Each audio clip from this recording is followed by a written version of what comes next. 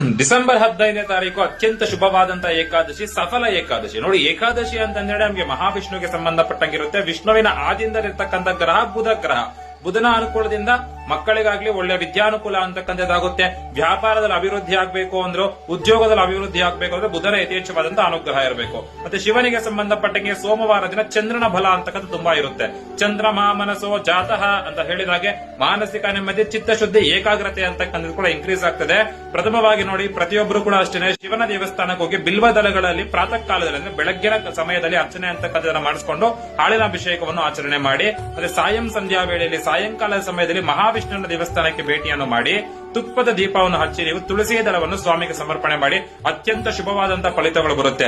ಯಾಕೆಂದ್ರೆ ಅವರಿಬ್ಬರು ಕೂಡ ಏಕಸ್ವರೂಪರಾಗಿರ್ತಾರೆ. ಶಿವಾಯ ವಿಷ್ಣು ರೂಪಾಯ ವಿಷ್ಣವೇ ಶಿವರೂಪಿಣೆ ಶಿವಸ್ಥಿರದಯಂ ವಿಷ್ಣು ವಿಷ್ಣುಶ್ಚರದಯಂ ಶಿವ ಯಥಾ ಶಿವಮಯಂ ವಿಷ್ಣು ಏವಂ ವಿಷ್ಣುಮಯ ಶಿವ ಯಥಾಂತರಂ ನ ಪಶ್ಯಾಮಿ ತಥಾ ಮೇ ಸ್ವಸ್ಥಿರಾಯುಷಿ ಅಂತ ಋಷಿಗಳೇ ನಮಗೆ ತಿಳಿಸ್ಕೊಡ್ತಾರೆ.